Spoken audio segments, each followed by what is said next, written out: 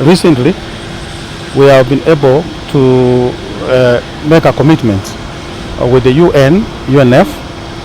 whereby we committed to reach to at least 10,000 women in the next 5 years. This one will entail empowering them in terms of accessing reproductive health services, family planning, gender-based violence, sexual harassment, and we know very well as a company we are going to come out very, very strong and as a success story in the Republic. Delmonte nyitanire na UN ya uhoro wa women empowerment ni kuhotithia mutumia na kuhe mutumia hinya. Nima Delmonte ni hotete kuhotithia atumia na uguo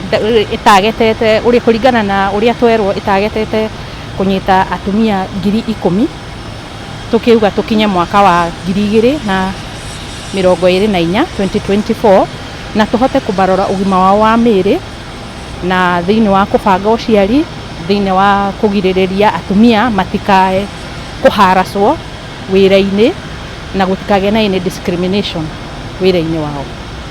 Nima ni unique kinya riri tunyitithanitie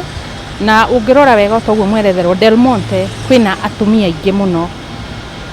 Gicunji kia 70% kina atumia na thiini wa overall wothe gicunji kia 45 ni atumia. Na kuringana na wira witu wa Delmonte ri ni wira ubataraga umenyereri muingi muno, na umenyereri ucio ri ni tuhotaga kuona wega kana wiho thiini wa atumia ta ithuĩ to ni tuhotaga kuruta mawira maria ungihota guikara ugicokeraga atumia niega noguo. Atumia niega ona guthomithio ni mahotaga guthomithika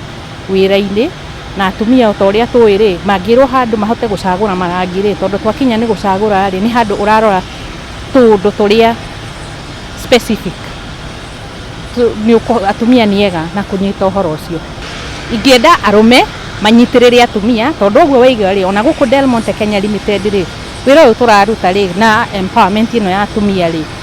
ti atumia theri ni nginya arume matunyitirire nigetha ithuothe ri tuhote gukuria bururi na tuhote kunyitanira na mutongoria wa bururi the big four